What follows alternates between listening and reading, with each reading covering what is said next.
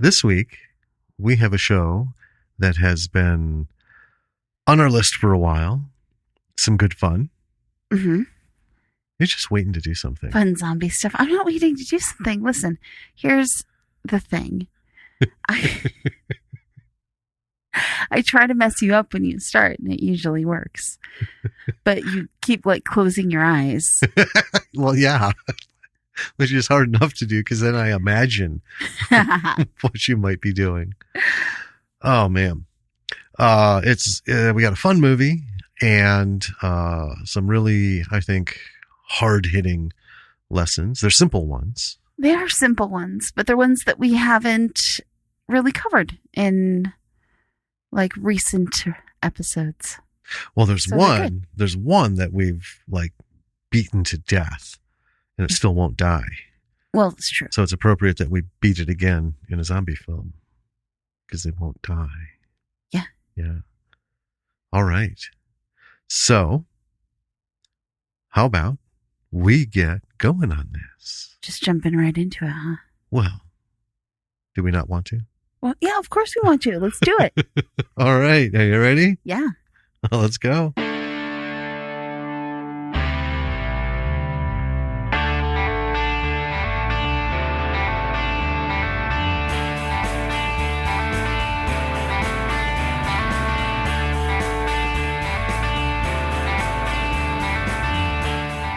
Hey there, B-Siders. Welcome to another episode of Bravo for the B-Side. This is Danny. And this is Jim. And this week, we decided we wanted to have a little bit of a palate cleanser after last week.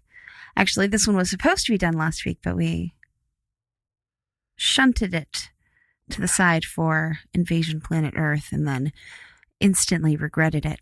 Yes. So, coming back to this one, it was nice to have one we knew was good, that we knew we would enjoy. And also, Lily got to watch it with us, which was fun. Yes. She's not guesting. Right. She didn't take notes, but she got to watch it with us. And we haven't seen this one in a long time. No. We saw it when we were on a flight. Yeah. We were on our way to Virginia. Yeah. To visit some friends. I think we didn't land in Chicago, did we? No. So anyway, yeah, we watched it on the flight and on our laptop with headphones, and probably wasn't a legitimate copy. No, it was when we got probably not. No, but we all these years later decided, you know what, this needs it's been in our minds. It has, and it also popped up on Amazon Prime, I believe. Yes, so it was, oh yeah. We were like, oh yeah, this one. Yeah, so we put this one on, and yeah, it was fun. Mm-hmm. It's a fun movie. It is. It's a romp. Yes. Yeah. Let's see. I'm trying to think. Anything going on? Not really. As we're recording, it's November 1st, so Halloween's gone. Yeah. The Halloween month is done. By the time this comes out, the election will have taken place, and hopefully it went well. Right. We'll see. Yeah. An end to the madness. Winter is coming. Yes. It's getting cold here in Wisconsin. It is, and we are in that unstable range of temperatures where, last week was winter coat week. Yes. Crank up the heat and everything. Now, this week, it's supposed to be in the upper 50s, lower 60s. Super. For the whole week, and we just put away all the medium coats. Yeah. In favor of the winter coats because we thought, oh, well, here we're in it. And it's something we do every year because you just never know. At one point you got to just make the call. There's 12 coats on the coat tree. For different parts of the year here. Yeah. And you get that many things layered up, they start sliding off, and it's just, so you have to make the call. All right, putting the little stuff away. And then now it's getting warm again. It's an interesting climate. Yeah, it's this far north. It's interesting something. That's really the big news. So we are in Thanksgiving month. Hey, yeah, That's my what's coming. favorite. I love. Okay, so today is officially half price candy day. Yes. Which we normally go out and buy a bunch of candy, but we didn't this year. No, because we went out and bought a bunch of full price candy. That's right. Because yesterday, because of the situations, there's no trick or treating, no Halloween parties, nothing. So for our daughter, we decided to do a movie marathon. And we watched classic movies. We watched one horror movie. Well, yeah. She talked a big game. We were set to start out with classic movies, which we did. And we bought, Dracula, Frankenstein, Wolfman, Invisible Man, Creature from the Black Lagoon, which is my all-time personal favorite. And, we were going to sit and have popcorn and just eat stuff that's super bad for you, like, all day at a theater kind of thing. Well, we also had on the list Evil Dead, Halloween, Evil Dead 2. We were going to throw in Nightmare on Elm Street, Alien. Yeah, Alien. Redwood Massacre was going to be there. Mm-hmm. The first one, not Annihilation. And so here's what happened. So we made it through Dracula. She was like, eh. And then we're like, so do you want to mix it up? She really wanted to see Creature from the Black Lagoon. Yeah. So we watched that. Bum, bum, bum. I love that. And she liked it. Although she was like, these guys are assholes. Oh, yeah. Chasing this poor creature down, poisoning the fucking lagoon that it lives in. Right. Just dumping poison in. And it's like, oh, well, we'll get it one way or another. Yeah. There's a lot of social commentary that you could address to these old movies. Yeah. And then we did Shaun of the Dead. Did we do that first? Oh, no. Then we did Evil Dead. Then we did Evil Dead. So it's going to be dark. Yes. And then we did Shaun of the Dead. Because she was a little creeped out by Evil Dead. Yeah, Evil Dead kind of did her in a little bit. She wouldn't admit it fully. No. But yeah. And then she was like, how about we go back to the classics and do The Invisible Man? So we did Invisible Man, which it's funny because we're watching it and it comes up, Claude Rains, right? And she's like, I feel like I know that name. So we waited till after the movie and it came up again, Claude Rains, and so she's like, I think I've seen him in something. It sounds familiar. I said, well, of course it's familiar. It's in the title song of your all-time favorite show, the Rocky Horror Picture Show. And the lights went on like Broadway. Pow, pow, pow, pow, pow. Oh, Claude Rains is the Invisible Man. Yeah. So we went through like 5 verses of that, or 5 rounds of that. And yeah, I mean, it was still a good night. And she wasn't up for watching Halloween. No. She was like, we finally got her to admit horror movies are not her bag, which is fine. Which is fine. But I love this kid so much. I know. And she puts up such a front. She's so, she's dark, mysterious. Tough. Likes gore and all this and that. And, she watches Walking Dead and none of that phases her, except the emotional bits where someone she likes dies. Right.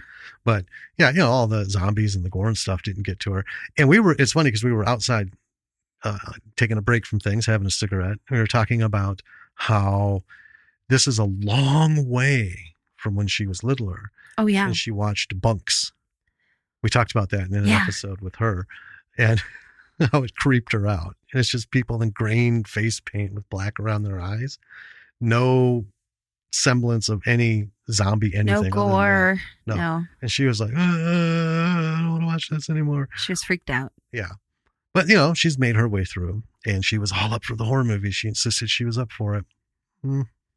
That's all right. You got a lot of classics to go through that aren't as scary. Well, yeah, she still got some of the ones. I'm thrilled because we got to watch Creature from the Black Lagoon. I loved that movie as a kid. And like I said, still my number one. All right. Well, let's talk about a zombie movie. Yeah. Tell us about it. All right. This week, we went back to Cockneys versus Zombies, released in 2012. Actually, it was released in 2011. The 2012 date is its premiere in the U.S. Okay. Directed by Matthias Hoene. Written by Matthias Hoene, James Moran, Lucas Roach. Starring, and there's so many people that are in this. I only took like the top group. Sure. There's like 15 other names that are recognizable. Rasmus Hardiker, Harry Treadway, Michelle Ryan, Ashley Thomas, Jack Doolan, Alan Ford, Georgia King. It is officially not rated, but it would be rated R. Okay. You know, so I'm guessing it didn't get an MPAA release. Right. Otherwise, it wasn't assigned. The budget for this thing was £2.5 million, which I believe because there were some names There were. in here, right? You know, Alan Ford, Bricktop Right. from Snatch. I mean, he's just he's in so many things, and he's so lovely to watch. He's fantastic. So here is the best semblance of a plot log line I could find. Some of these things were just like a paragraph of about 700 sentences. When some down on their luck old-timers are at risk of losing their home to developers, a group of young, inept criminals decide to take matters into their own hands. The only thing standing in their way? A zombie outbreak in London. Now it's up to the bunch of EastEnders to fight their way out of the zombie-infested city, led by an unlikely gang of amateur bank robbers and foul-mouthed, plucky pensioners. Now, it's worth noting that the official worldwide gross of this film was $107,348. Oh. I tried digging, and I didn't get any like specifics. But I'm going to go ahead and say this is theater receipts. Sure. Because these things do show in limited engagement theaters without like a full release, especially in the UK and other places. I don't know that, because so many people have seen this. We've heard it talked about so much. And back in the day when we saw it, which was just after its release, I mean, you know, everyone was on about it. Yeah, and it is tough to get gross for indie films, particularly because, you know, your typical gross numbers are pulled in from box office receipts. Right. So they're video on demand, DVD sales. Yeah, for indie films, where your real money comes in is in distribution. Yeah. Hopefully, right? But anyway, yeah, not a lot. But you know what? Most films that we've covered, B movies and indie films, have not grossed a lot of money. This is clearly a B movie / indie film because this is a huge budget. Yeah. £2.5 million. That's not, you know, the $100,000 earnest effort from, you know, pushing through. Yeah. And it shows. We'll be talking about that. So why don't we start talking about Cockneys versus zombies? All right. So we start looking at a billboard for a new building in London. It's some fancy apartment complex that's going up. And then we see kind of beyond it, the messy construction site. The workers there uncover an old tomb, and they argue a little bit about it, even though it clearly says sealed by order of King Richard III. Right. In English. Like, not Old English either. Just regular English. Pure modern English in like Helvetica font. Yeah. They're arguing about whether or not it's Roman. And then just bust in. So there's two of them who go into the tomb, and they're looking around, and there's like skulls everywhere and, you know, like cobwebs and stuff. And it's proper creepy. And one of the skeletons that looks slightly juicy, but like still a skeleton. Yeah. Starts to move. And as they're chatting, the skeleton is coming up behind one, and the other tries to warn him, but he thinks that he's fucking with him. Yeah. Because he's like, come on, there's nothing behind me. So he gets eaten by a skeleton, and then they both end up eaten by the skeletons. And we jump right into the credits, which are very like comic book-esque. They're kind of cool and fun. And there's a song that it plays over them, and the first like minute of it, because they're pretty long credits. Yeah. The first minute of it is fun, and then it just is the chorus of the song over and over and over and over again. Yeah. For the credits, I'm like, oh, okay. Okay. And then they're over, and we're in an alley, and there's two guys discussing the shady deal that they got on a van. Yeah. They're planning something. They got the van so that their car wouldn't be tracked, and one of them is trying to get it to start, and it won't start. And he's like, "You got ripped off," you know. Yeah. So the other one tries to start it, and it just starts instantly. Yeah, he just leans over, gives him the look like, there you go. Right. There's a little joke in there about how that one is the lucky one. Yeah. So they're brothers, and they're just like constantly bickering. They drive for a little while, and then they almost run over this guy who apparently is their associate. Yes. And he's a hard-headed badass. He has a plate in his head and a huge scar. Yeah, big, not even a crescent. It's almost like a swirl scar. Right. On his what is it, upper front right lobe. Yeah, he dents the front of their car with his head. Yeah, make a point. And they call him Mental Mickey. Yes. So he's a bit of a psychopath, so they say, and they've recruited him for their plan. Then we're back at the construction site, and one of the guys there is making a call to a woman, and they're talking about moving around some funds. Right. And trying to keep it hush-hush because someone is on to them. Well, yeah, she yells at him for calling him. Yeah. Or calling her on that line. She's like, they're going to trace it and find out. So there's some shady shit going on. Right. With the building funds. Yeah. It's always the thing in England. Building funds. And then he's off to look for the two guys we saw earlier who no one has seen because obviously they died. Right. One was a worker, one was a supervisor or like a foreman kind of thing. Because, you always look for the foreman. Hey, what's going on? So then we cut to an old man coming out of the back of a residence home. And he starts to give some kids some shit that are hanging out there.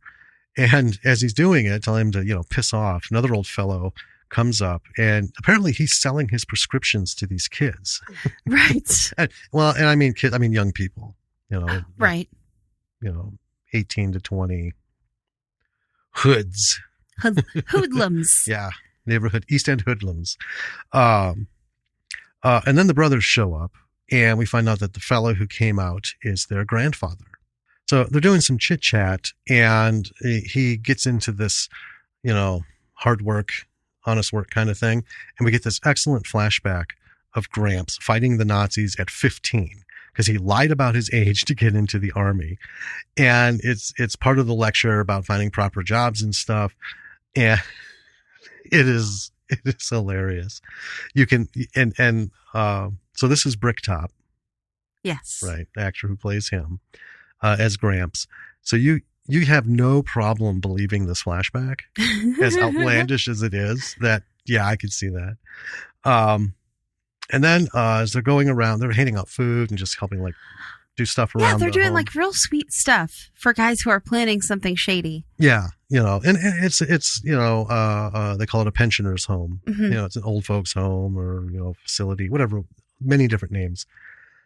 Over here and over there. But anyway, as they're going through, one of the apartment doors opens, and this older, really horny lady comes out, and she not so delicately is hitting on the hatless brother.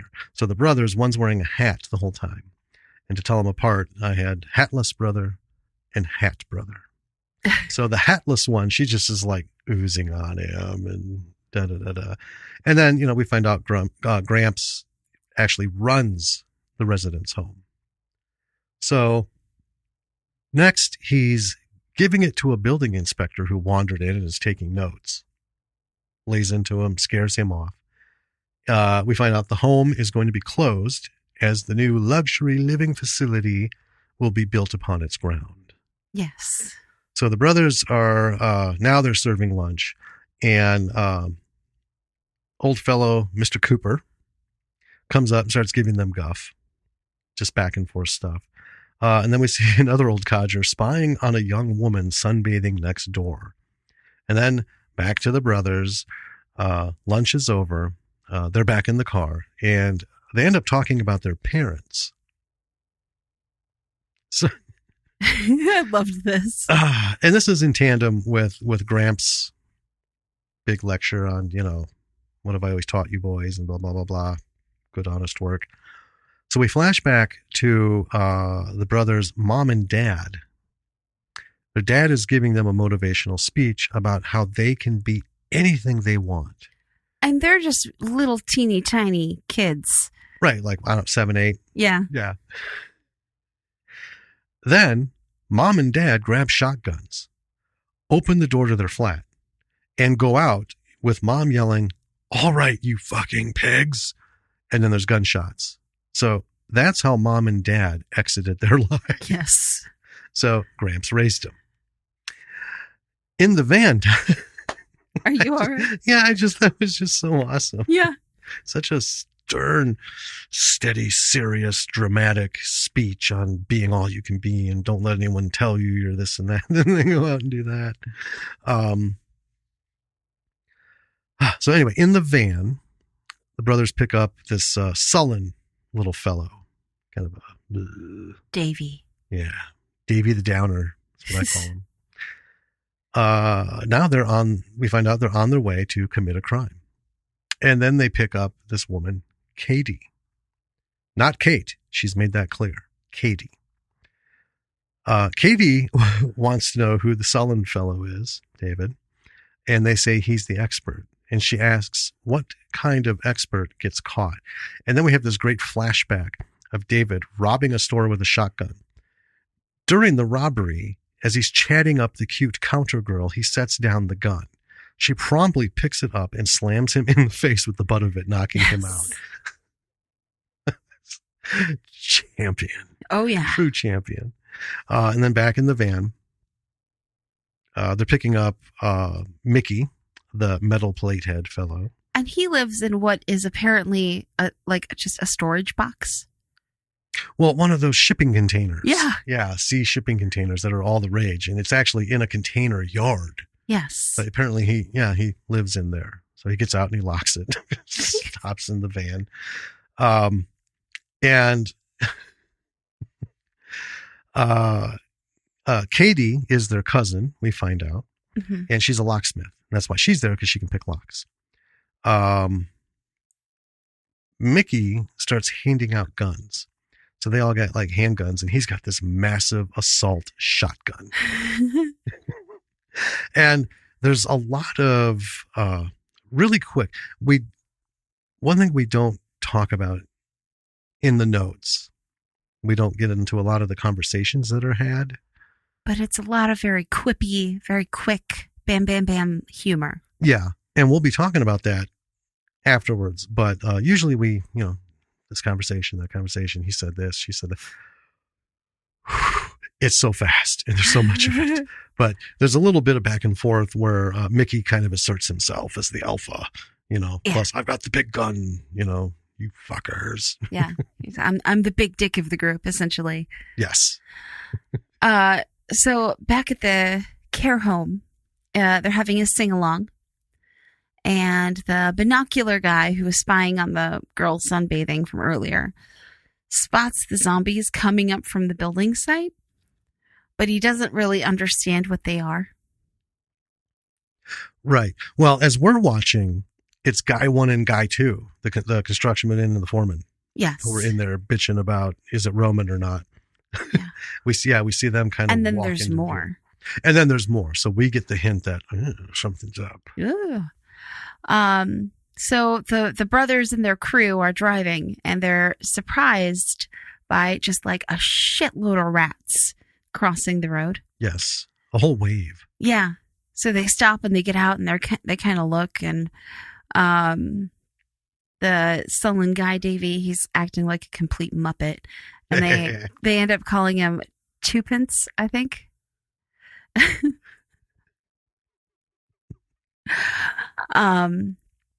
So they're robbing a bank. And the idea is to use the money to stop the care home from going under. Right. So they get to the bank, and they're like dressing up in construction uniforms to go in, and I'm not really sure what their whole plan was to go with these. Right. I don't know. I'm not super sure. Make it seem like the construction guys robbed them. Maybe. Because they're the bad guys in their minds. Right. You know, taking over the home and all. Maybe. So as they're just about to hold up the bank, the woman from the phone call earlier comes out of the back. Oh, can we back up though? Okay. Can we talk about the disguises? The sure. Mustaches. Yes. Talk about the mustaches. Oh, it's so as they're getting this all ready, this is so great. Davey's handing out mustaches, and Katie's like, "Is this a mustache?" It's like, "Yes." "I'm meant to wear this. I have tits." He goes, "Well, yeah, but not very big. Not very big." So, and we hear from our daughter, who was laying out on the floor watching this.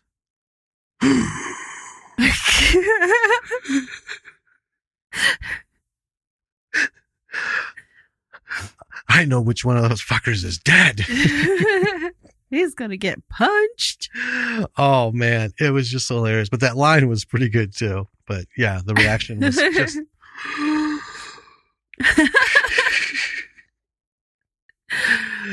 Okay. Part of the fun of watching things like this is watching them with her and seeing her reactions, because she has magnificent reactions to everything. She does. She does.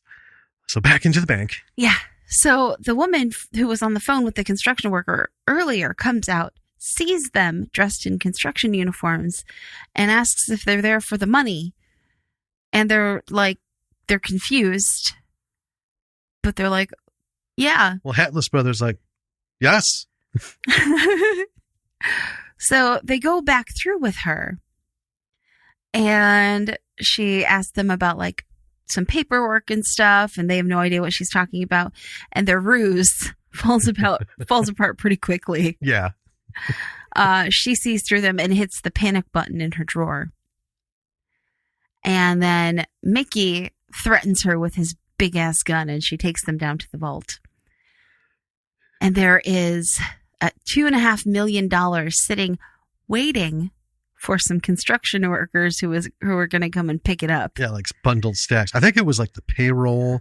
Yeah. I think they paid everyone in cash. It's the whole payroll for the construction crew. Yeah. I think these guys, I don't think it was mentioned, but I think they were looking for like a couple 100,000 right tops.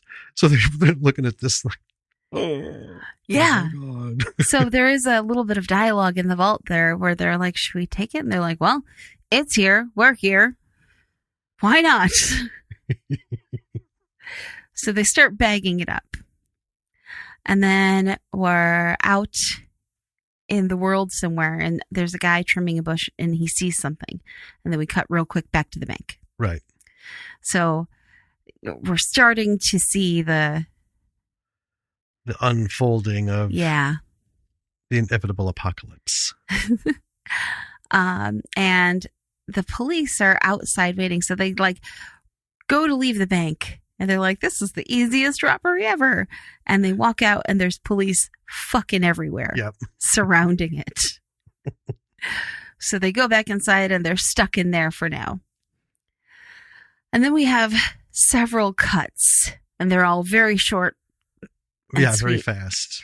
Like there's the care home, zombies. They're dancing. The zombies come in.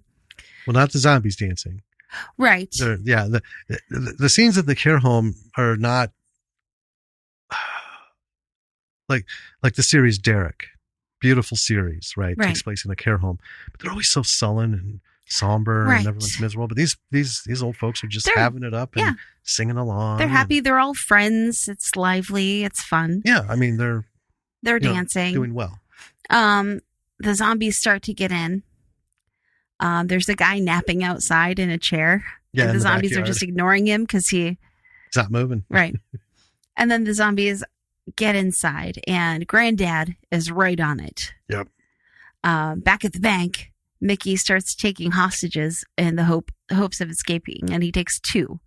Yeah. So they go through the door with their hostages just to see absolute carnage outside. The zombies have arrived. Yep. And whatever the police were concerned about before, it's not what they're concerned about right now, if they're even alive still. Right. Most of them are dead. Yeah. So our robbers are a little confused, but they grab the money and get in the van to escape. And I thought this was really funny and clever. So as they're driving off in the van, one of them opens up the bag to look at the money, and there's a dye pack that goes off in the money bag and fills the van with dust and smoke and dye.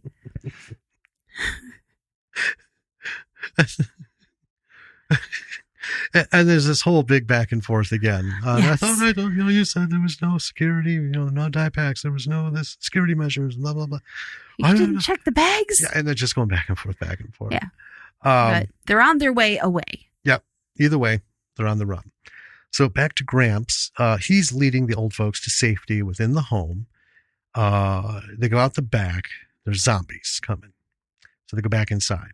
Now they're shutting doors and kind of not sure what else to do at this point. Then we're back at the van. The van makes it to the car. And when they get out, a zombie comes lumbering towards them.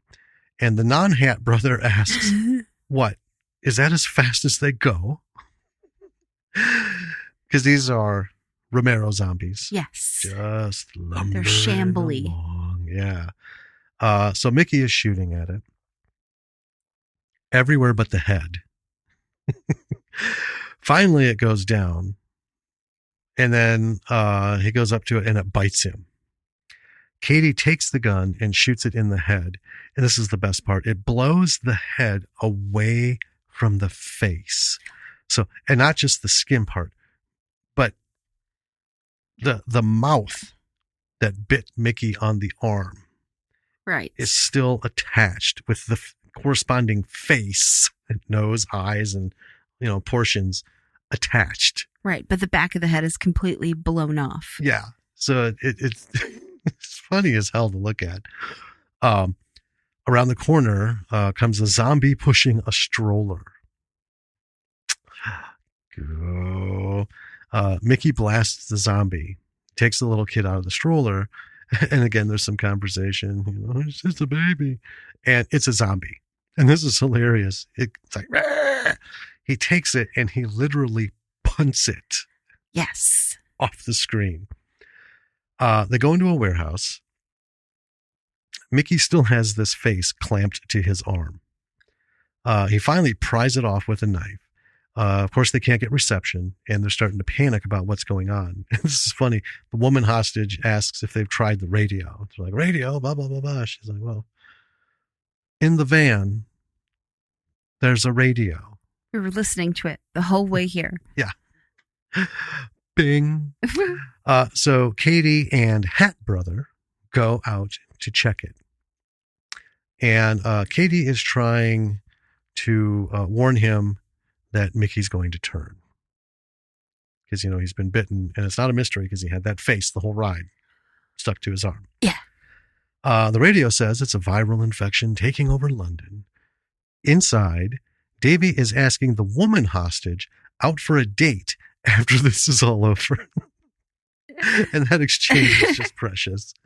The guy hostage is saying the dumbest shit.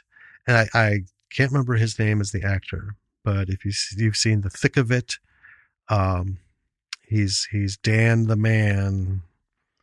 Yes. Yeah. But he plays this very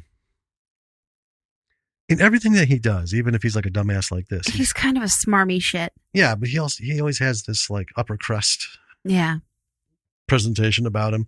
But he's saying shit like, I'm remembering your faces. Davey, your name's Davey. I'm remembering your names. Okay. I'm going to take a little bit of an aside here. Folks, if you find yourself in a hostage situation, there's a lot of rules, and I'm not going to say which one's number 1 and number 2, but I'm going to tell you it's in the top 5. Don't threaten the hostage takers that you're remembering their faces and their names, and that you're going to see that they get in trouble. Because, well, it's not going to end for you very well. But he just keeps going and going. And then we finally cut to Hat Brother, who brings up Gramps, and they decide they need to go get him and keep him safe because it's starting to dawn on them. This shit's like all over. Right. So we cut back to the home. Gramps and everybody has trapped themselves in the kitchen. Yes. They've retreated inwards and have locked the doors behind them to the point where they're just in the kitchen. And some old fellow in a wheelchair says that they're vampires. So they need, because they're trying to figure out, what do we do? He's like, they're vampires. We need crucifixes and holy water, stakes, and we need Christopher Lee. I thought that was the most beautiful shout out to the most infamous vampire/vampire killer. Yes. Right? Depending on which movie he was in. Gramps points out that they're zombies. Right. So Christopher Lee wouldn't be able to help them in this situation. No.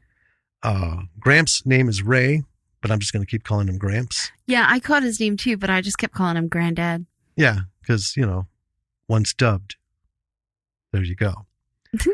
So at the warehouse, Mickey is starting to look a little worn.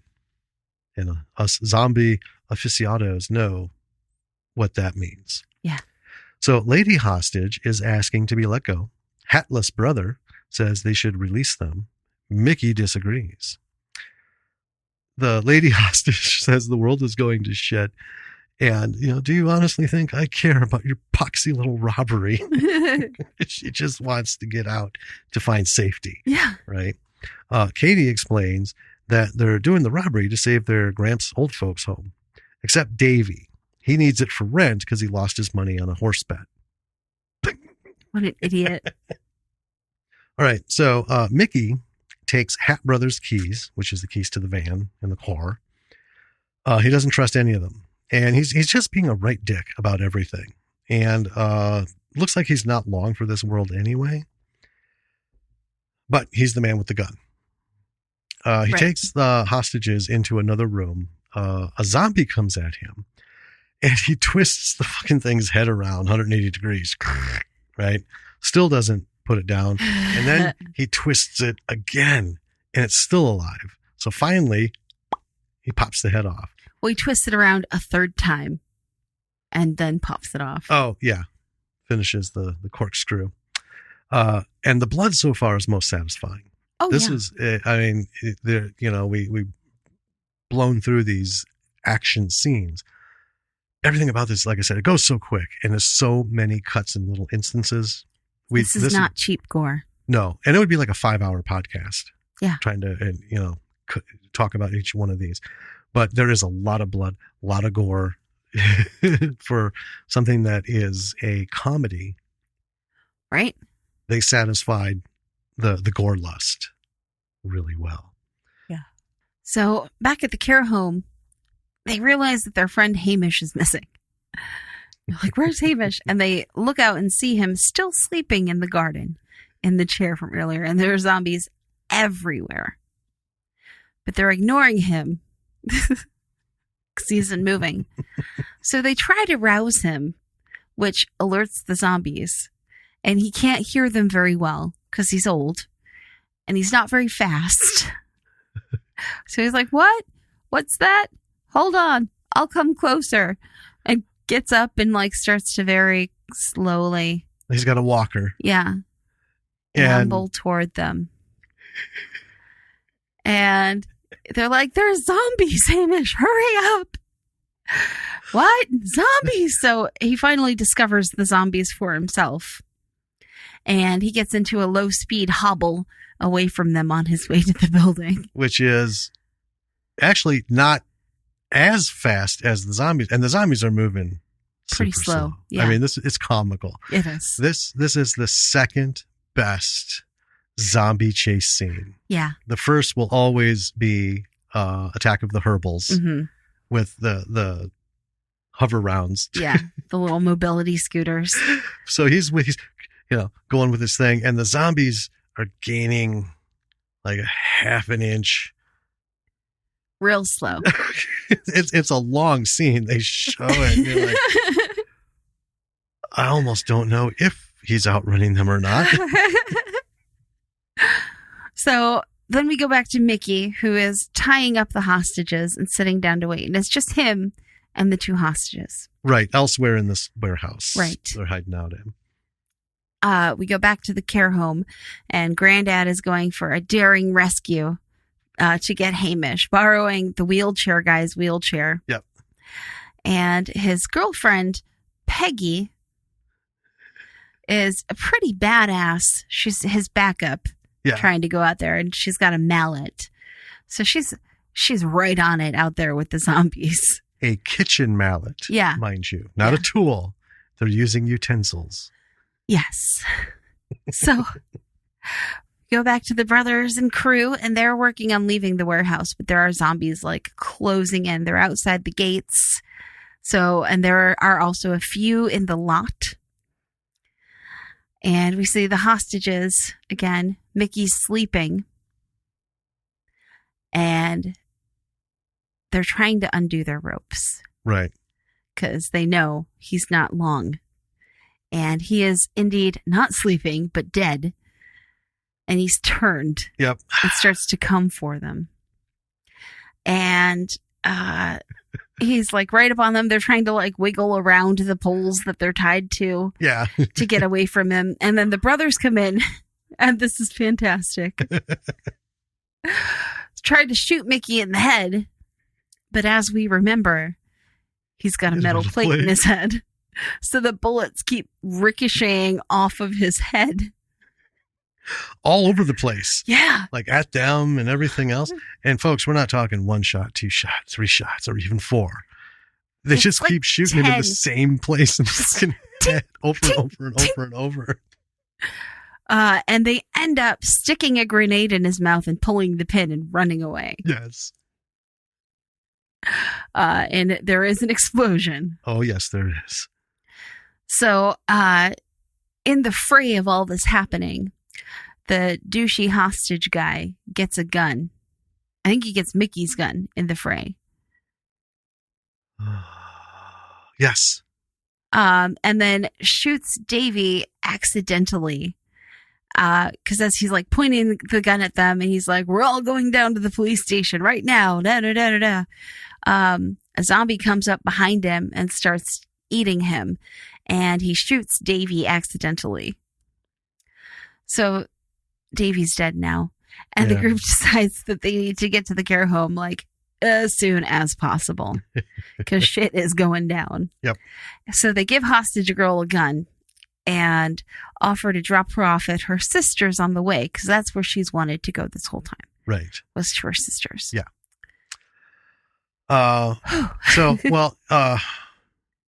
After they're off, we got back to the home. They're still in the kitchen. They're fully surrounded. Gramps is trying to figure out what they're going to do. And the options are clearly limited. They've got a serving door and they've got a back door. Right.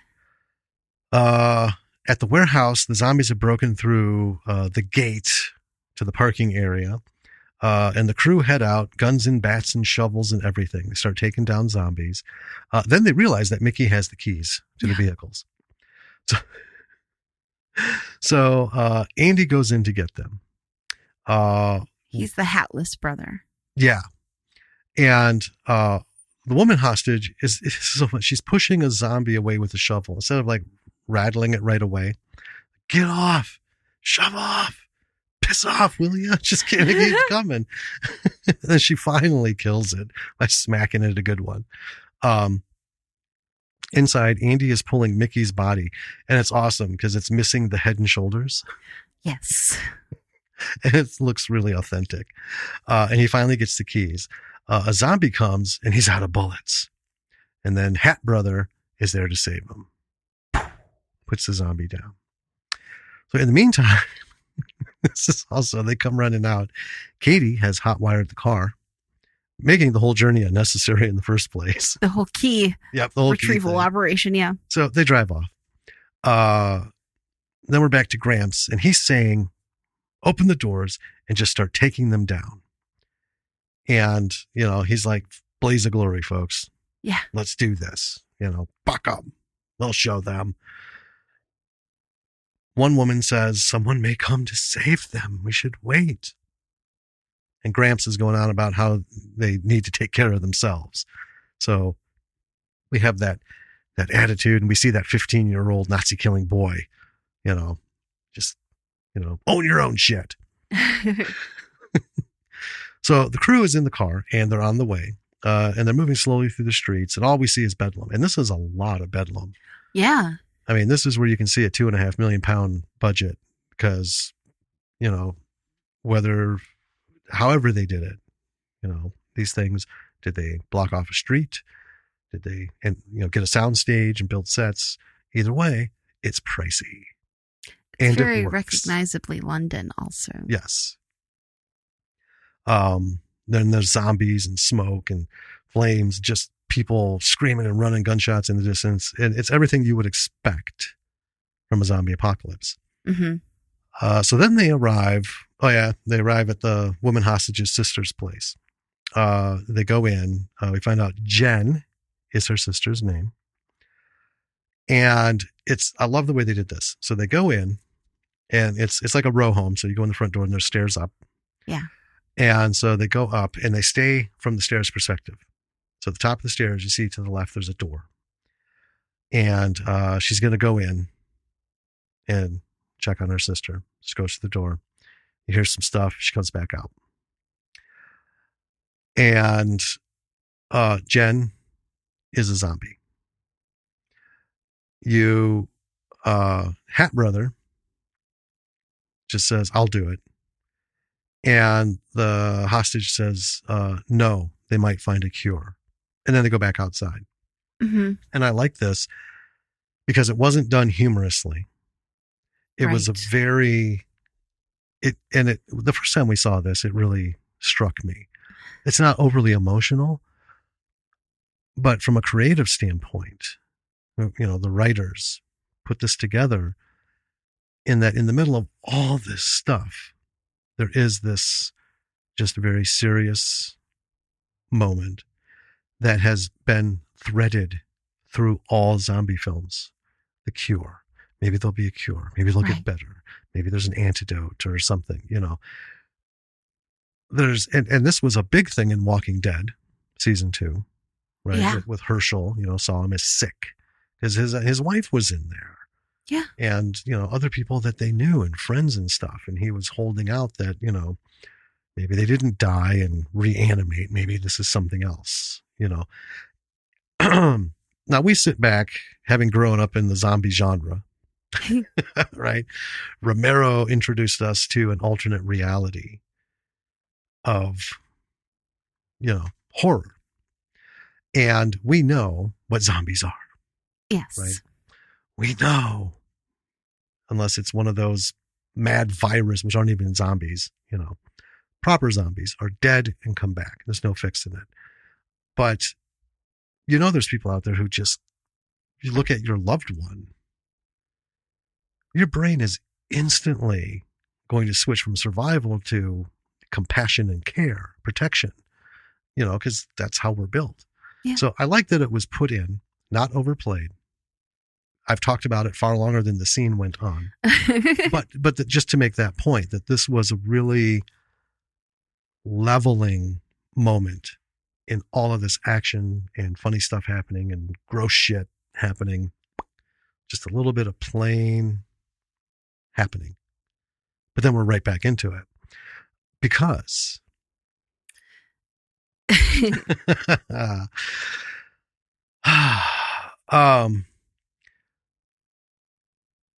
they get out.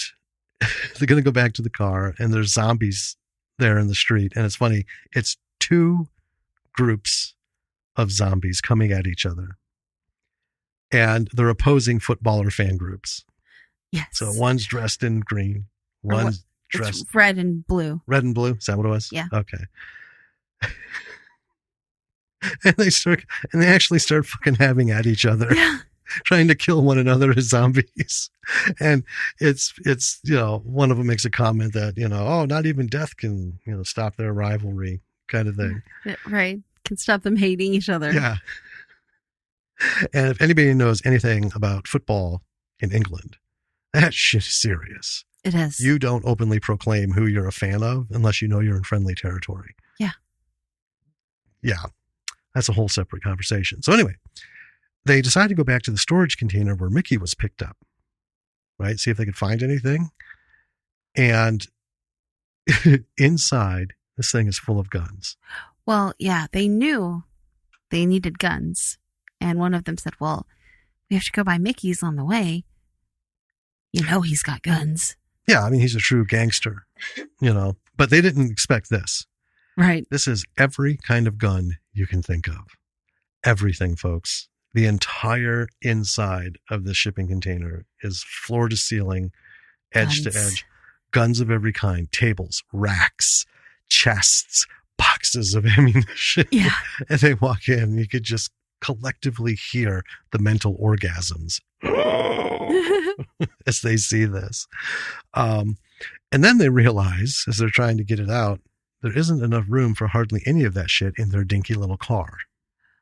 Well, and that there won't be room for the old folks. Well, yeah, it's all coming to a head. It's like, oh, yeah, this won't fit. They won't fit. So Hat Brother asks Katie if she can hotwire anything. The next thing, they're tooling through town in a double-decker bus. Yes. Fucking A. At one point, Hat Brother stops at a red light, just comes to a stop. And Katie's like, what are you stopping for, you fucking plum? It's a red light, in it. And he stays for the full red light. He does. It's a fucking apocalypse. Rules is still rules.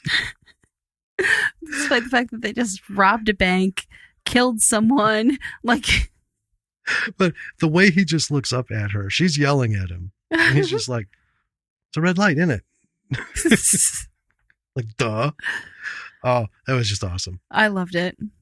So they finally get to the home, and Hostage Girl offers to cause a diversion while the brothers and Katie are looking for Granddad in the overrun home. And it's everywhere because it's ground zero, essentially. Yeah, they're 2 blocks from it. Yeah. If that. So they climb up because they can't get in the front door. So they climb up to the roof to try and get in through the roof and open up one of the panels.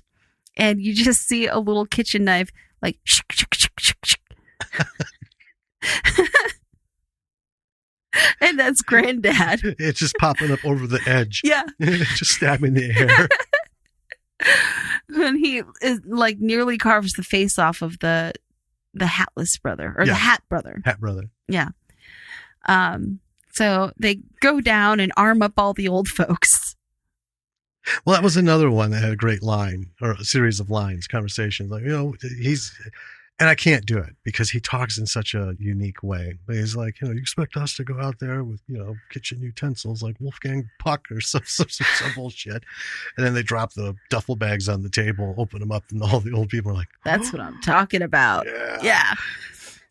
So they it's this really funny, it's not exactly a montage, but just a series of clips of them arming up the old people. They've got Hamish with his walker, and they tape a machine gun to his walker. Yeah. A mounted machine gun. Right. So they work on a plan to blast their way out. And one of my favorite lines in this whole thing is they're trying to explain to the old folks what, zombies are. They're like, you got to shoot him in the head. And Granddad goes, we know where to fucking shoot him. Yep. And all of them, I love all of the old folks in here. They're awesome. They're wonderful. Oh my gosh. Oh, veteran actors. Oh yeah.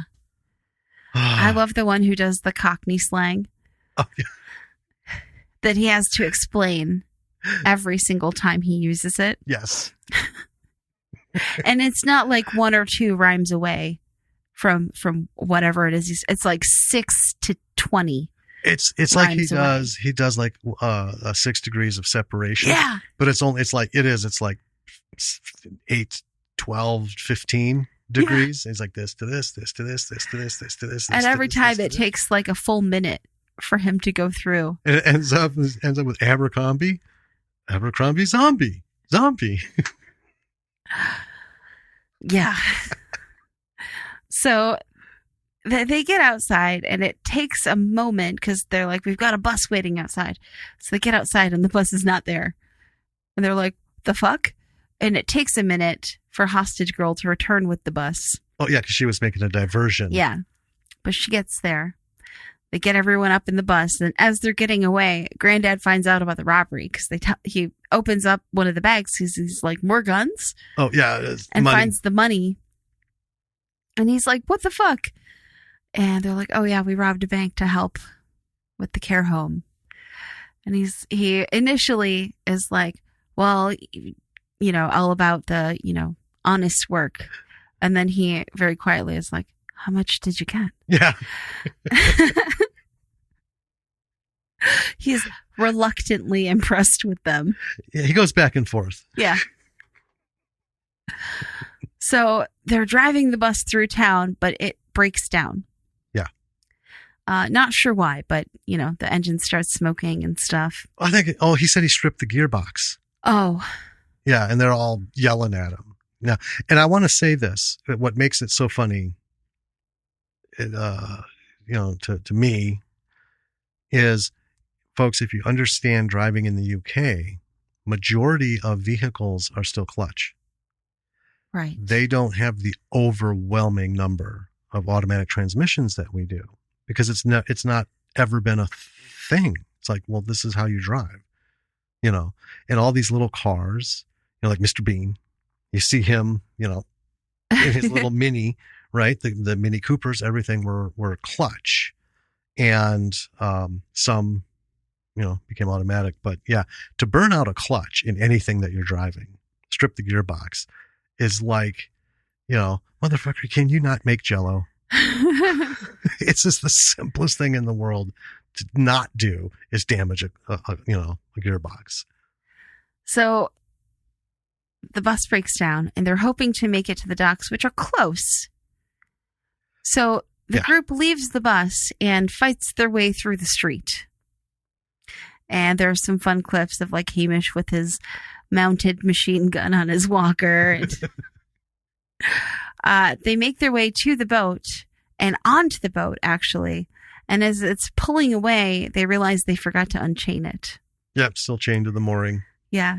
So Granddad makes a heroic jump back onto the docks to get them free. Yep. And it seems like he's made the ultimate sacrifice because he ends up getting buried in zombies. Right. So Andy, Nameless Brother, and Katie jump out to save him because they're family. And so they like plow their way through some zombies. But it turns out Granddad isn't dead yet. Nope. And he just fires a spray through the crowd around him. So the 4 of them, in a very heroic sort of scene, take down the whole crowd of zombies together and make their way back onto the boat. And then we get a rousing speech about the resilience of East End. Yeah. As London is like burning around them. They're like, we'll come back from this. And then we've reached the end of the movie. Yeah. And that's kind of the thing. That's where Alan Ford does so much. He plays these characters, and it's like, like Bricktop's a bit different. He's just a gangster. When he play, it's always something like this where, we've seen worse. Oh, yeah. Or this isn't the first time. And it doesn't matter if it's zombies or the Blitzkrieg or, anything. That's the whole thing is it's a very East End London. Well, as you know, it's a UK British thing of, the whole, we've got so many variants of keep calm, carry on. Mm-hmm. Right. And it's not just a meme. It's not just a fancy thing. It's a way of thinking, like, you can burn this fucking place to the ground. We'll carry on. Yeah. We'll be going. we'll put it back kind of thing. So yeah, that's the film. Yes. And I gotta say, it's so hard to talk about such a fast moving comedy like this. Because you can't, I was thinking of pulling sound clips and I'm like, well, where do I pull it from? To make the point. And the other problem is, I know because this is EastEnders, they have a Cockney accent. And, for those who don't know what that is, you have your, tea, madam, kind of formal British, English speaking. And then you start getting down, just like in cities and stuff, there's different dialects as you get to different ends of town. Yes. And that's that whole thing of like, if you've watched IT Crowd, you hear Roy, who's Irish, speaking in a very sort of Dublin accent, which is Irish English kind of mix, almost like Pikey is a mix of like everything else that no one knows about. And then you have Moss, who is proper, and Jen, they speak, what I call standard English accent. But then when he's playing, role playing with Moss about getting picked on, them glasses is shit in it. That's Cockney. In it is a very Cockney, that end of town kind of thing, East Ender kind of thing. Mm-hmm. And a lot of people have trouble making that out. So I thought sound clips would be maybe a little fruitless. I don't know. Well, I think it's important to note, like, this was one of the things that I wanted to bring up about the film, as if you want to watch this film to study something about it, I would use it to study dialogue, because it's almost like Glengarry Glen Ross. Yes. It's so quick. And by the time one joke is done, they're already halfway through the punchline of another. Right. By the time it's clicked in your head and you're like, oh, and then there's another. Well, and then when there's more than one person talking, you have 3 or 4 jokes going at once. Yes. Right. Yeah. And it's not it's not Gilmore Girls, right? Where, well, I'm not a big fan of Gilmore Girls as a show, but they were really quick with dialogue, right? Yes. But it's clever and it's natural, the dialogue that goes on in here. It is. And that's the problem that I was saying. Cockney, it's very fast. They speak very quickly. So the dialogue is back and forth very quickly. And you find this in a lot of British shows. Even something like Luther, which is a thriller, mystery, suspense thing going on, right? There's moments of nothing. You got Idris Elba, which is really all you need on the screen. He doesn't actually fucking need to be doing anything. Just stand there. I'd watch it for hours. Yeah, he just has to be there. Yeah. And I'm in. But he's actually like doing stuff. And he's doing it usually alone. Runs into people. There's like a bing, beep, back and forth real quick. But then he gets into like with his fellow cops and stuff. It just goes back and forth, back and forth, back and forth, back. It's very fast. Mm-hmm. And Glengarry Glen Ross is about the closest thing that I've seen in film where it has a fast back and forth, because these are salesmen, especially Al Pacino, because he plays like the preeminent salesman of the group. And anytime someone talks, he's already got a response. Yeah. So it's not just the quick responses back and forth. It's the speed of the speech. can be real fast. But yeah, the conversation in this is brilliant because it's natural, like you said. It is. Yeah. And I would, it's very hard to talk about it and explain why it works so well. It's one of those things where you kind of just have to watch it and study it for yourself. It is. We watch a lot of British television because it suits our sensibility more than a lot of American shows. And it's, I don't know, it's refreshing across the board, no matter how fast or slow they go. You know, even like Downton Abbey.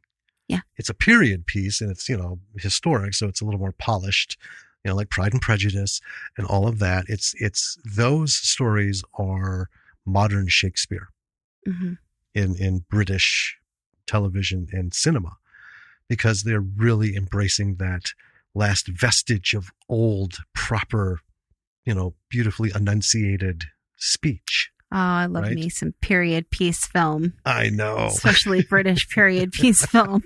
It's my favorite thing. But a lot of it is like detectorists, right? Not a lot of fast stuff going on. But they talk quickly. But the conversations are so natural, it makes you feel like you're there. It's that comforting thing that we've talked about so many shows and movies where you feel like you're there. And a lot of that can be achieved too through, like, we talk about Fried Berry, right? Yeah. The bar scene. Felt like I was in the bar with them. One, because it was a good conversation, good pacing, natural conversation kind of thing going back and forth, but also just the way he shot it and lit it. You just kind of felt, I'm there sort of thing. Conversation, like music, can make or break a film. I'm going to use our short as an example. Alice Has It Under Control. Part of the problem that I'm still working on this is we've cut out one whole character. I've edited out an entire character. We have to do some ADR. You have to redo the over the phone voice thing.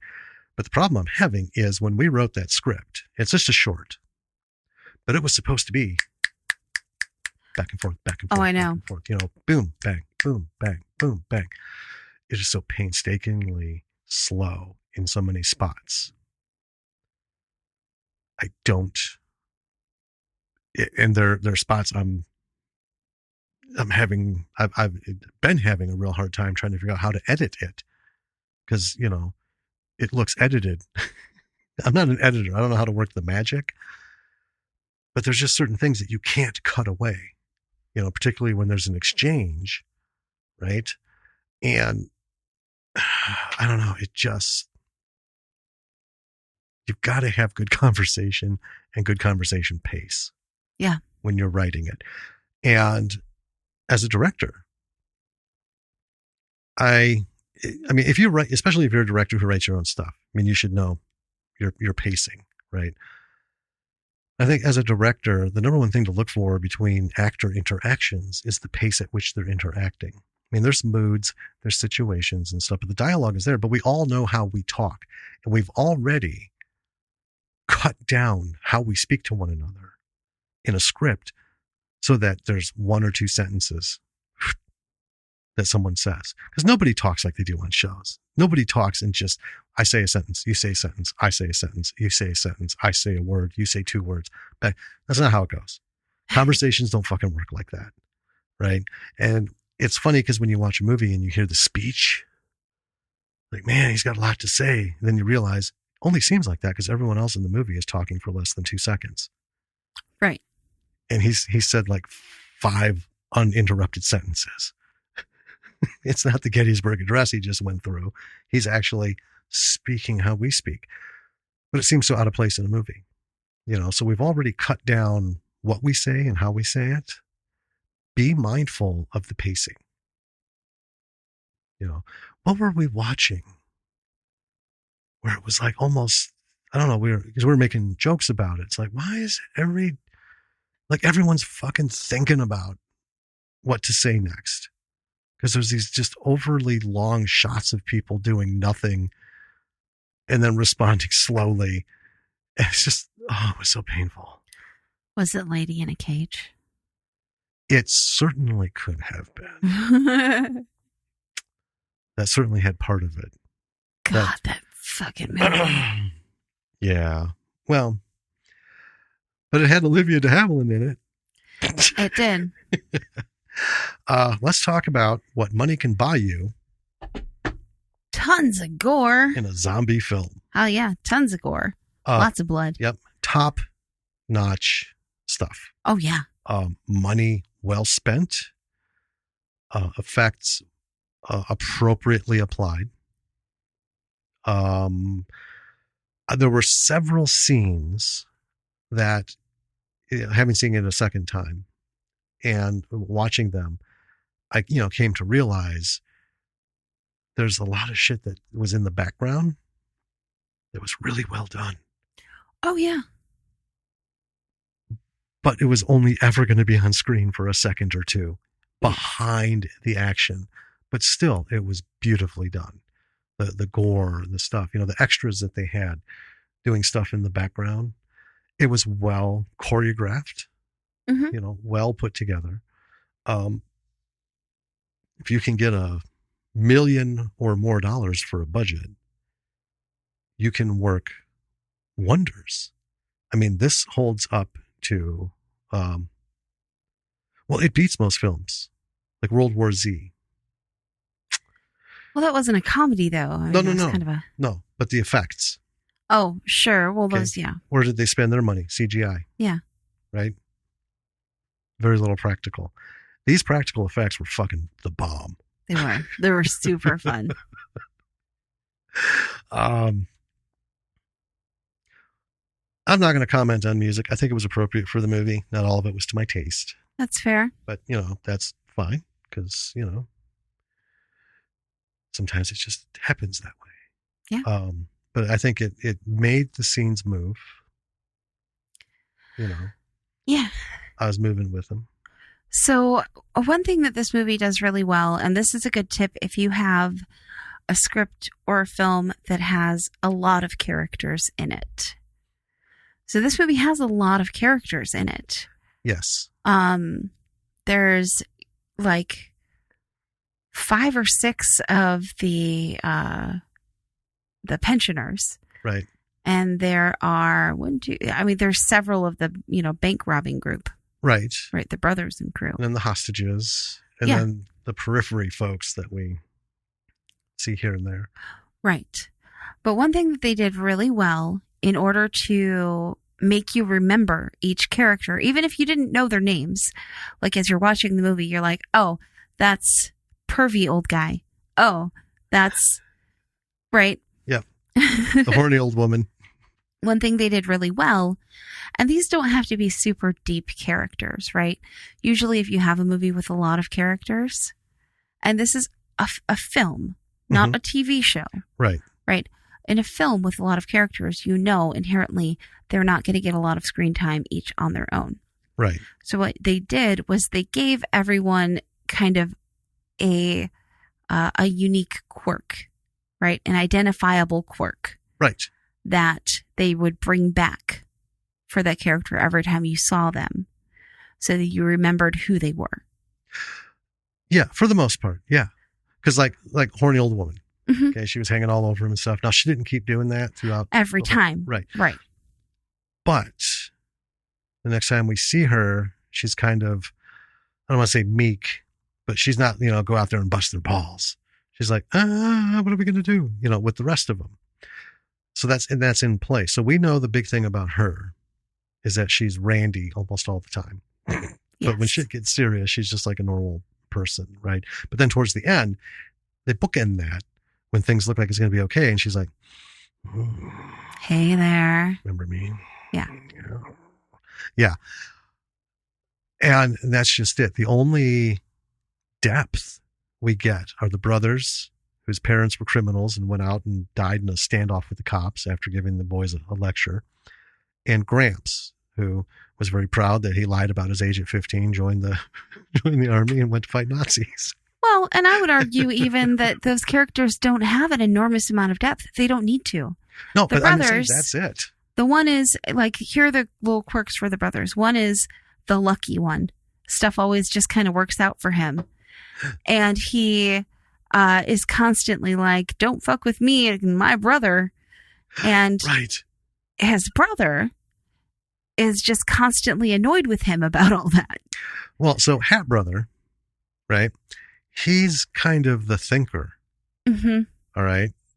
Andy, Hatless brother, is kind of a dimwit, but he's lucky. Yeah. Because that's a recurring thing is up until the key situation, he's constantly starting shit. Yeah. He goes up, you know.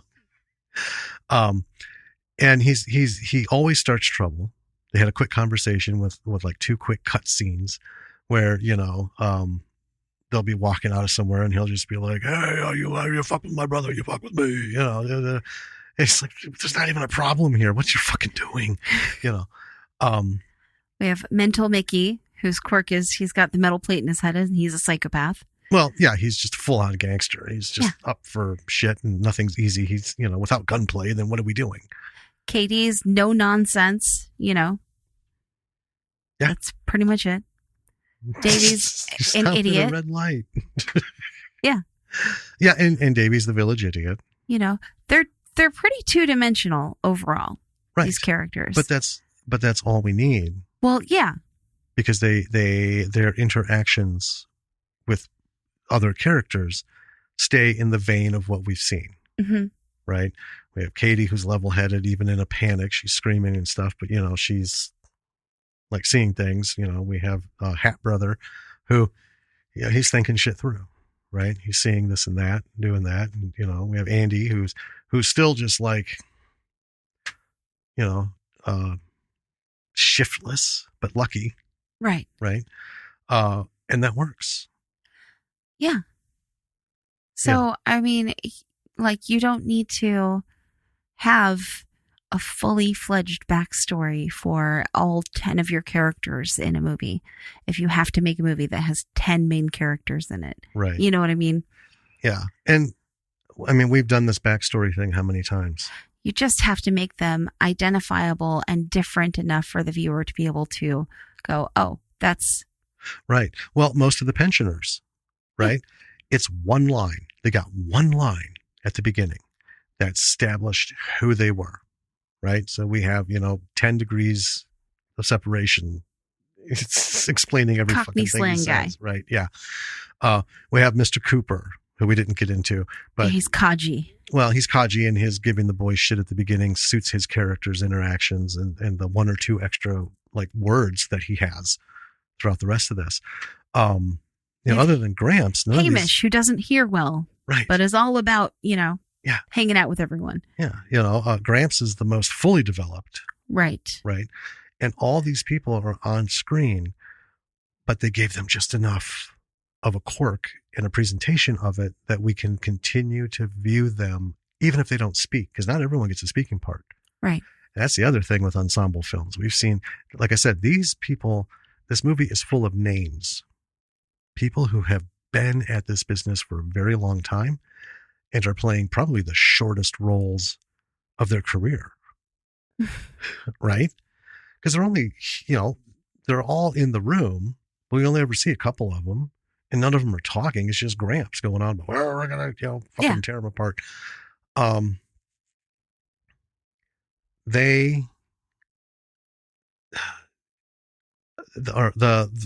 was I getting at? So the thing is, the big failure of having a lot of people in your cast is trying to give everyone screen time.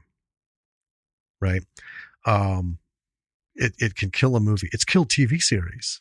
We used to talk about like Big Bang Theory. It was like, this was so much better when there's like 5 people. Yeah. Now, you know, there's 8. Now there's 9, and everyone has to have equal amounts because we don't want, you know, discrimination. We don't want all this and that rearing its ugly head and this and that. You know, it's about 3 people. Nobody else needs screen time, kind of thing. Yeah. I mean, that's what it comes down to. But, you know, that's TV. You fall into that shit all the time. Movies. We've seen movies where people get screen time. It's like, why? And if you just do 6 degrees of separation, you find out whose uncle's brother's cousin is employed by or the employer of the person who gave the money to this film, Yeah. sort of thing. Yeah, it's kind of a drag. So, Backstory.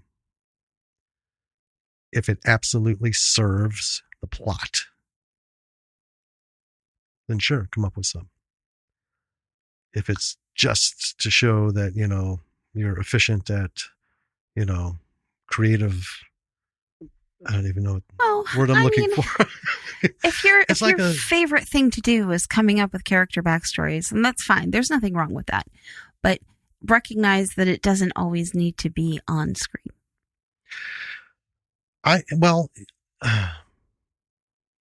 Yeah, I mean, if you want to do it, do it. I would say don't do it unless the plot calls for it, unless you need it to move the plot along.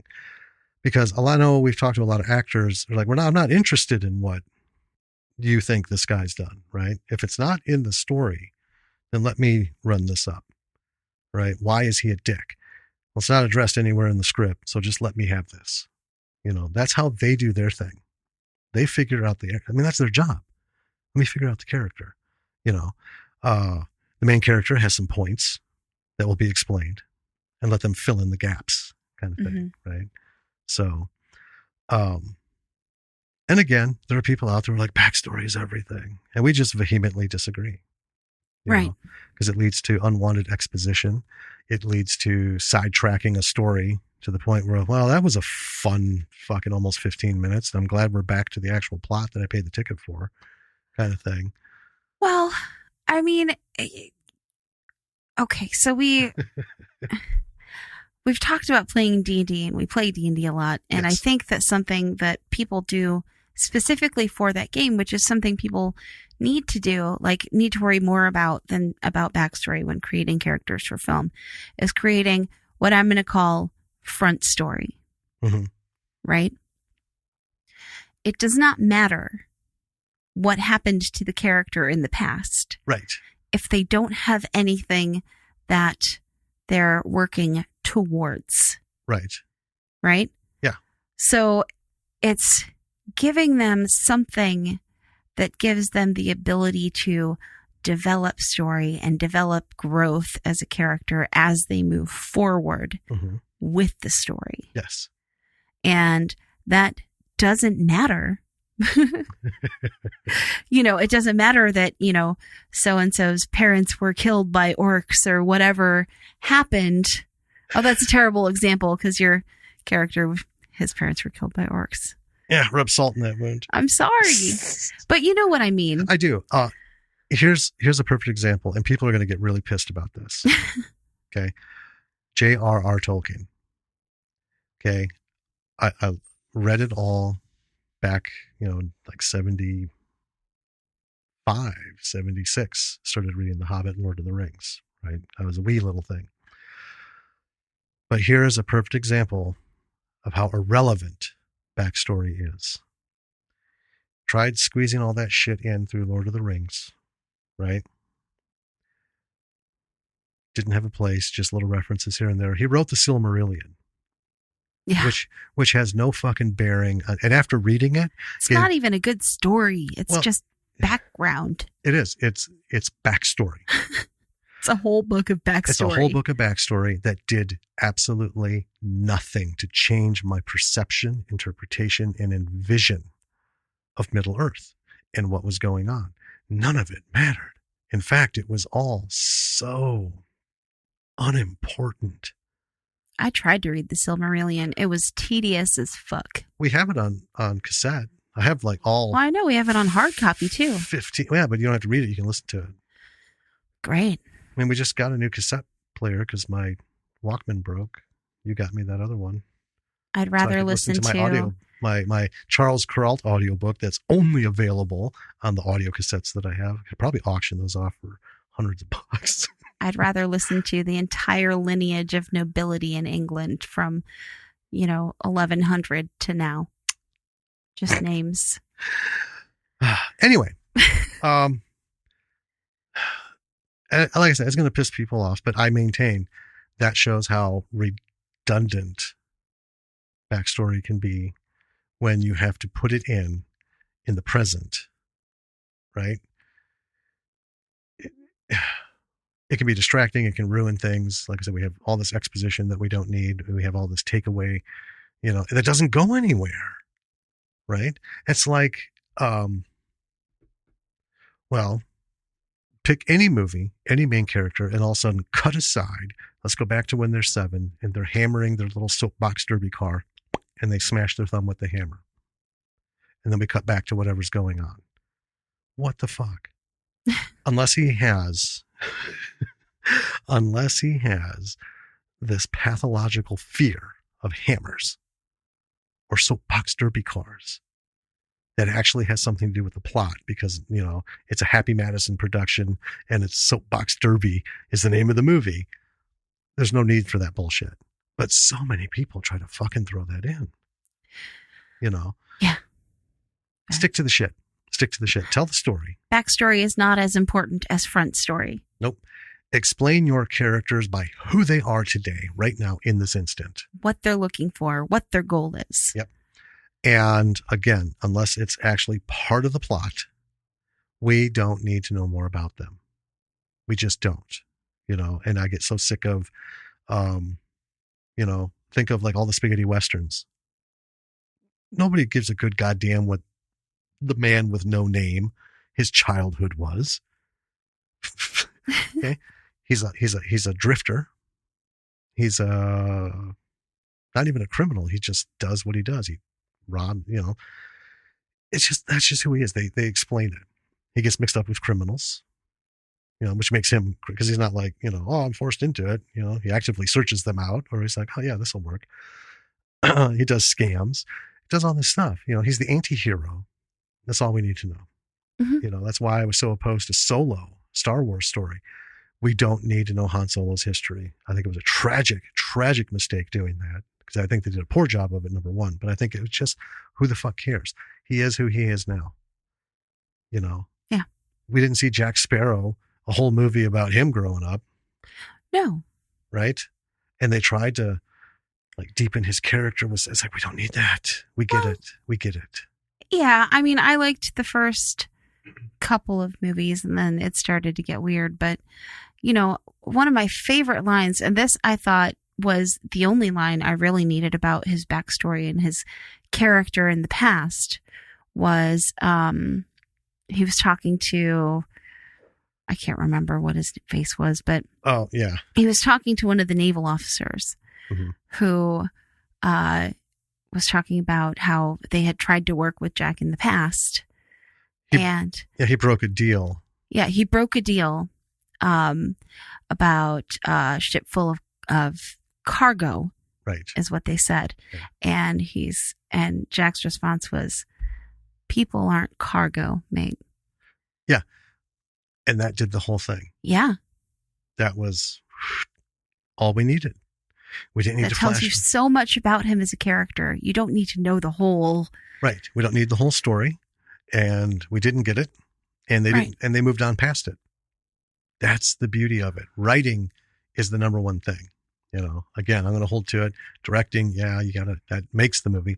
But without proper writing, you're just not going to, you can have world-class visuals. We've talked about this. You could have a $300 million budget and make the most visually beautiful, like Life of Pi. Yeah. That is a stunningly gorgeous movie. It really is. Right? But no one would be talking about it. Say the book wasn't written. Say this was just someone thought it up. If the story was shit. Right. Then it's just a pretty turd. Right? All that visual is not going to save it.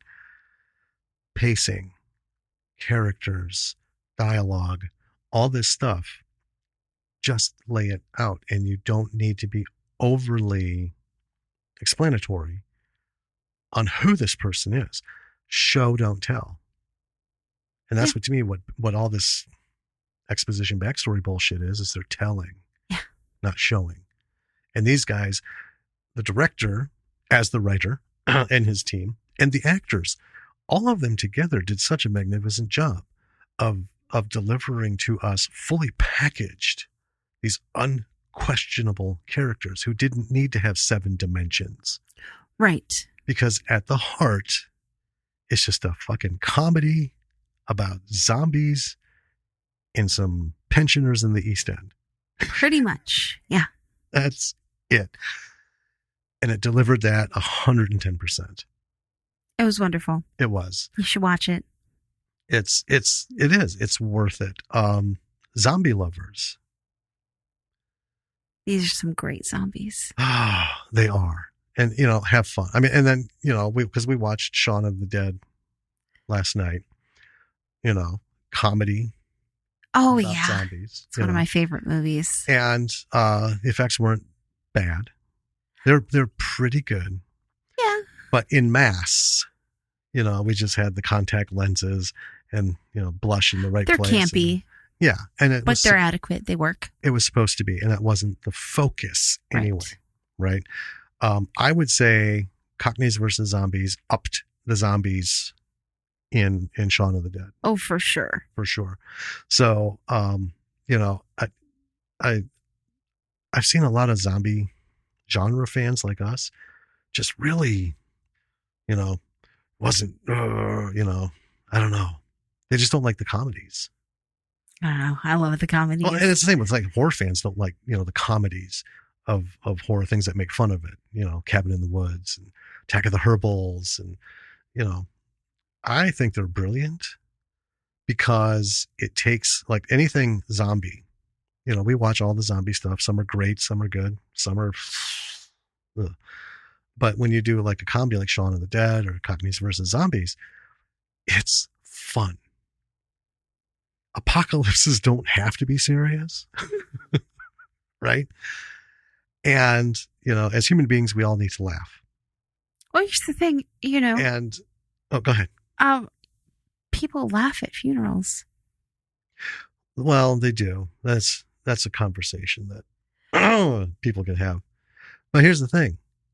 How many comedies are romantic comedies? Well, lots of them. Almost all of them. There are very few comedies that are just comedies in and of themselves. There's always a romantic comedy. There's always the kids level comedy, which is just, slapstick shit. And a few here and there will touch on something else. But for the most part, it's fun to see, Pride, Prejudice, and Zombies. That was fun. You love Pride and Prejudice. I do. You're almost like a Puritanist or purist with these. But the first time that popped up, we're seeing this. Well, yeah. I read the book, and the book was fantastic. And I wasn't sure about it because I was like, Pride and Prejudice is pretty perfect as it is. Right. But I like zombies. And this sounds fun. And I read it, and I enjoyed the book. I wouldn't call it a literary masterpiece.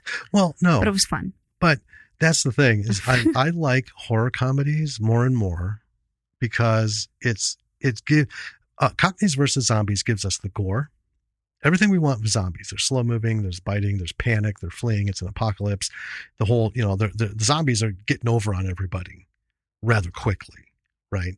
And then we have our desperation and we have wonderful effects. Yeah. Why the fuck can't I laugh during all that? Well, I like horror comedies more and more because the horrors that are coming out now, I laugh at them, but I'm not supposed to because they're not supposed to be funny. Well, there is that. And it's nice to watch a movie that has the gore and the horror in it where I laugh and it's okay to laugh at it. I guess the barometer for this house is we're watching a horror movie. If you and I are sitting there watching it and then we stop to take a break, go have a cigarette or, whatever and finish it out. But while we're watching it, it's just silence. That's a good movie. Yes. If we're watching it and we're riffing on it, then it's not. Or, because we're like, why? Well, there's loving riffing and then there's riffing. Well, but but if it's a really good movie, Yeah. we won't say anything. With Cockneys versus Zombies, we didn't say anything because we were on a plane, right? Yeah. But last night, or earlier in the week with Lily, when we were watching it, we did have a couple comments because she's 11, so she's going to speak up and stuff. And we're busy taking notes, so we couldn't chatter a whole lot. But it's like in any it's like laughing out loud, Right. Like, oh my God, that was awesome. We'll say stuff like that. That's a good movie. But a lot of horror movies, we have been, unfortunately, doing a riff tracks thing on them, just ripping them apart. Pretty much, yeah. And a lot of them were like really excited. I know. We see the trailers and we're like, oh, we got some free time. Let's, when she goes to bed, let's watch this. Yeah. And then inevitably, after riffing it, we're outside having a cigarette going, God damn it. This is so dumb. So dumb. For a ton of reasons. Yeah. But anyway. Just want to recap. Backstory. Leave it the fuck alone. Because I think it will become evident when it needs to happen because it'll be part of the story. Mm-hmm. Plot. Pacing for dialogue. Right? Remember, you're already truncating how people speak. Keep the pacing going. Don't make it seem like they're all on laughing gas or in some sort of time warp vortex where someone says something, 1, 2, 3, 4, 5. The next person replies, 1, 2, and so on and so on. Bing, bang, bing, bang, bing, Mm-hmm. bang. Yeah. If you've got money for effects, man, make the most of it. Heck yeah. Because you go a long way for a little bit in practical gore effects. You really can. Yeah. All right. Yeah. So with that, you should go check out our website. It's www.lordsofmisruleproductions.com. There you can find our blog. You can find past episodes of this very podcast. Indeed. You can also find okay. Yeah, links to other platforms that you can find the podcast on. You can also find links to our social media, Facebook, Twitter, Instagram, email addresses. Yep. Send us a message. If you've got a project that you were a part of or that you did all by yourself or that you tangentially worked on and think that we should check it out, yep. Shoot us a message. Yep. We're happy to do that. In fact, next week's episode is going to be on one such thing because we had somebody reach out and we got the press kit. Oh, yeah. And we got the trailer. Right. I'm sorry, not trailer, the screener. Yes. So, yeah, we're going to do it. Now, I say this, because we go into this excited and we hope we like it. But, we've had a few things come our way that we didn't really like. But we go into everything open-minded and with open hearts and, with all the intention of wanting to like things because we love movies. I mean, we watched all these classic movies this weekend and it just reminded me how much I just adore filmmaking. Oh, yeah. Well, as even an art form. So Invasion Planet Earth, it didn't get a lot of love from us. Yeah. In fact, it angered me. Right. But we had a lot of good things to talk about it. The effects, the concepts, the execution was poor. But in all of this stuff, that's why we do this. Even in crap, there are lessons. Yeah. There's very few things that are so bad, there's nothing to learn from it. And if that's the case, the thing you learn from it is these are all the things not to do. Right. You can learn things not to do. Yeah. So, yeah. But also on our website, you can find a link to our Patreon page. Yes. If you like this podcast and you want to support us, and I mean, it does cost money to do a podcast. We have one tier. It's like less than the cost of a cup of Starbucks coffee a month. Yep. It's a cup of coffee a month these days. And you get access to all the things that our patrons have access to. Yep. And it'll get towards goals that we will unleash. Yes. Upon the patrons. You have no idea how products. many like merch things I look at constantly. I know. So So yeah, Check that out. you can drink with, wear, write with, I don't know, all the other things you can do stuff with, merchandise, Yeah. with our logo on it, and some other stuff we're thinking of. I mean, the You other know? thing you can do too, if you want to like not just support us, but support indie filmmakers in general, is like go to our Twitter page. We follow a lot of indie filmmakers and indie production companies, Yes. and check them out. Yeah. And not just filmmakers. We have a lot of actors who we follow. I mean, we've spoken to quite a few actors, quite a few directors, quite a few producers. Those are all in our, episodes lists, but yeah, go through our followers and check these people out, because even though they're not making the movie, they're in movies that are being made. Yeah. The indie community at all different levels. Check these people out, follow them, look at their work, check out their pages, view their stuff. I mean, if you're a cinephile, this is what you should be doing anyway. For sure. Right? Yeah. Yeah. Brings up something I just want to talk about. So we watched, because we had some free time, one of the Masters of Horror. We did. And actually, as of today, I believe today or yesterday was the day. No, yesterday was the day that Miles released that episode. I was listening to it in the car on the way back from the grocery store today. And it was just kind of what we done about. Anyway, this bad boy had Norman Reedus in it. Young Norman Reedus. And the whole story is he's hired by some guy who wants this long lost film. So it's kind of like if you've seen The Ninth Gate, the rare book collectors, there's rare film collectors, and they hire people who can go out and find the shit for them. Yeah. Like at all costs. And, and it was just, I don't know, it was just funny that it timed up that we actually saw it, because we wanted to see baby Norman more than anything. But movie lovers, reach out, support things as you can, whether it's filmmaking podcasts like ours, hopefully ours in general, specifically. But yeah, look for, these filmmakers. They have Indiegogo, Kickstarter projects going, looking for funding and financing. Do your thing, because this is, I still think, truly where the best shit comes from. Yeah. We have our Oscar winners that may or may not actually be good movies. We have our A-list actors and our Hollywood royalty, but 70% of what's filling up screens is indie and B movies, folks. So, show your love for them. Mm-hmm. Show your love for them. Devour them. Yeah. And while you're doing that, we'll be busy at work doing another episode that will come at you next week. Yeah. So until then, wear a mask. Be safe. Yes. Quit bitching. If you're bitching, just do it. If you're not bitching, God love you.